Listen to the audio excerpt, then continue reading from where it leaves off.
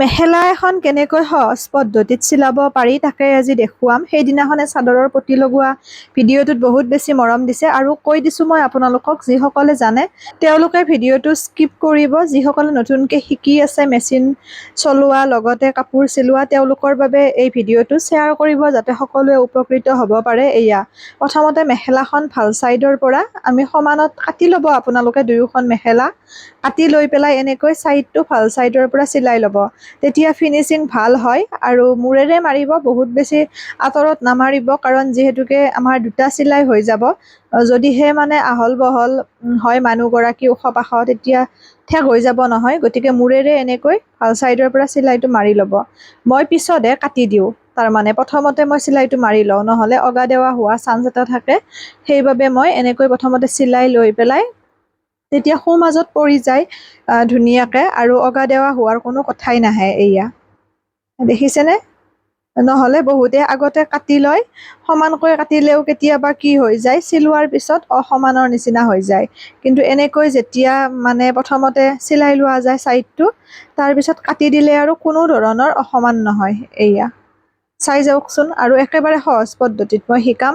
এনেকৈ মেখেলাখন চিলালে সোনকালে হোৱা যেনো অনুভৱ হ'ব, আৰু আপোনালোকৰ কোনো ধৰণৰ কোচ নাখায় বা একো মানে আপোনালোকে অসুবিধাৰ সন্মুখীন নহয়। এয়া এনেকৈ ল'ব। তাৰপিছত এতিয়া ওলোটা চাইডৰ পৰা চিলাইটো মাৰি দিয়াৰ লগে লগে ভাল চাইডৰ চিলাইটো আমাৰ ফিনিচিং ভাল হৈ যাব। এয়া এতিয়া ওলোটা চাইডৰ পৰা সম্পূৰ্ণ চিলাইটো আমি মাৰি দিম।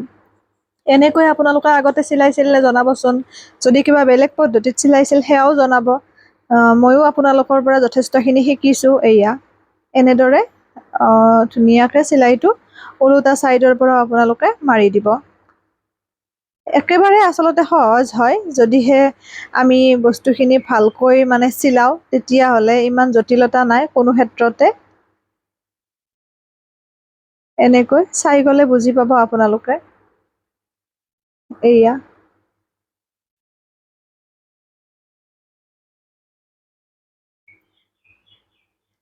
বস্তুবোৰ কামবোৰ যেতিয়া আমি ফিনিচিঙত কৰোঁ তেতিয়া কামখিনিও ভাল হয়, আৰু লগতে কাষ্টমাৰেও ভাল পায়।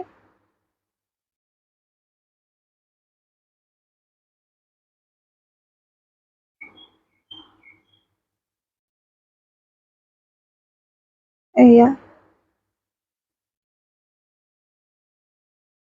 হৈ গ'ল এইটো চাইড। তাৰপিছত মই ওপৰৰ মূৰণিটো মাৰি ল'ম। যিটো মানে পদ্ধতিত গ'লে আমাৰ সহজত হোৱা যেন লাগে, সেই পদ্ধতিটো সদায় অৱলম্বন কৰিব লাগে। তেতিয়া কামটো কৰি পেলাই অশান্তি পোৱা নাযায়, আৰু এটা মানে ভাল লাগে। আৰু মুঠতে মাজতে ববিন শেষ হৈ গ'ল, সেইটো ভৰাই লৈছোঁ। স্কিপ কৰা নাই, কাৰণ এইবোৰ সমস্যা প্ৰত্যেকৰে হয়। গতিকে এইখিনি দেখুৱালেও আপোনালোকে অন্তত ভাল পাব, কাৰণ যে প্ৰত্যেকৰে এনেকুৱা ধৰণৰ সমস্যাবোৰ হয়। মেচিনত বহিলে বেজিৰ সূতা ওলোৱা বা ববিন শেষ হোৱা, একো কথা নাই, সেইখিনি আমি ধুনীয়াকৈ কৰি ল'ব লাগিব। লৈ পেলাই এতিয়া আগৰ ষ্টেপলৈ যাম।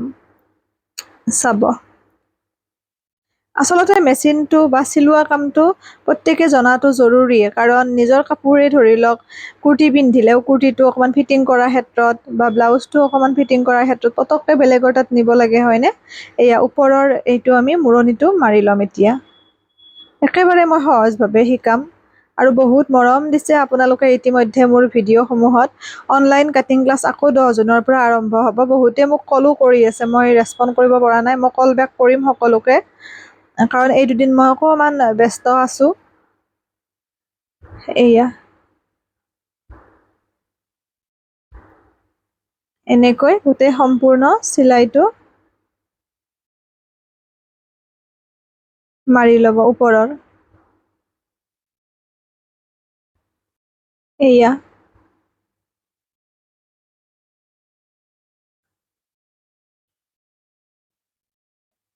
চাই গ'লে আপোনালোকে বুজি পাব। অকণমান মই কোৱা নাই, একো কথা নকলেও বুজি পাব। চাই ৰাখকচোন।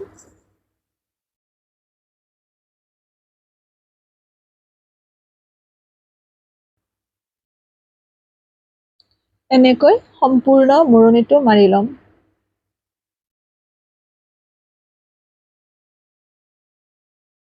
আৰু মিটাৰ কাপোৰ কাটি পেলাই ফলচ লগোৱা ভিডিঅ' মই দিম বাৰু, একে পদ্ধতিয়ে হয়।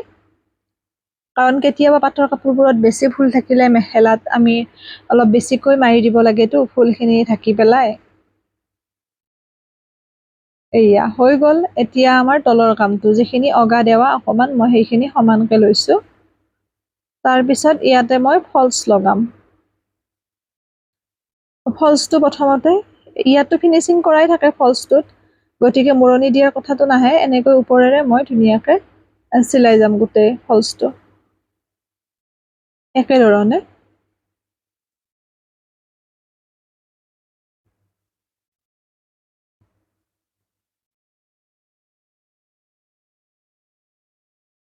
তাৰপিছত মই ওলোটাই পেলাই এনেকৈ মূৰেৰে চিলাই এটা মাৰিম,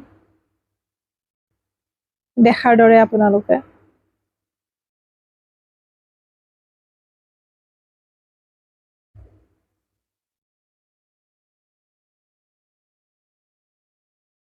তাৰপিছত সম্পূৰ্ণ চিলাইটো হোৱাৰ পিছত আমি ফলছটো এনেকৈ লগাই যাম। টানি টানি নিচিলাব, খালি ধুনীয়াকে মিহি হিচাপত আপোনালোকে চিলাই যাব। টানি চিলালে কোচ খায়। সম্পূৰ্ণকে এনেকৈ চিলাই ল'ব একে পদ্ধতিৰে। হৈ গ'ল। তাৰপিছত আমি চাইডৰ চিলাইটো যেনেকে প্ৰথমতে আমি মাৰিছিলো ভাল চাইডৰ পৰা, তাৰপিছত ওলোটা চাইডৰ পৰা মেখেলাখন হৈয়ে গ'ল। একো জটিলতা নাই।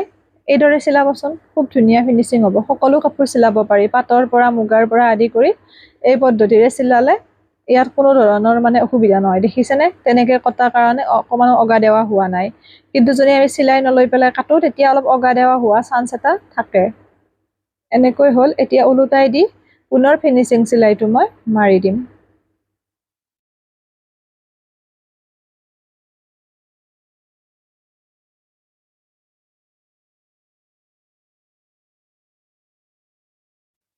এতিয়া ফিনিচিং চিলাইটো মাৰিম।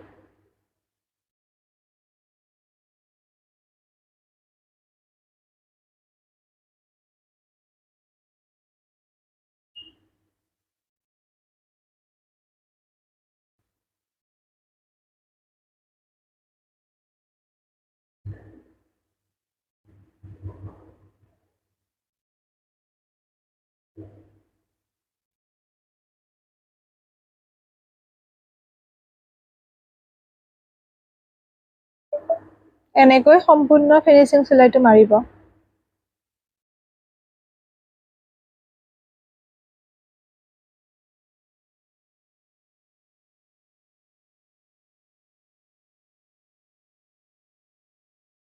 হৈয়ে গ'ল মেখেলাখন আমাৰ। আৰু বহুতে কৈ আছে বিভিন্ন চিলোৱা ভিডিঅ' দিবৰ কাৰণে, মই দিম শাৰীৰ ফলছ লগোৱা বা তেনেকে গোটেইখিনি। এয়া হৈ গ'ল।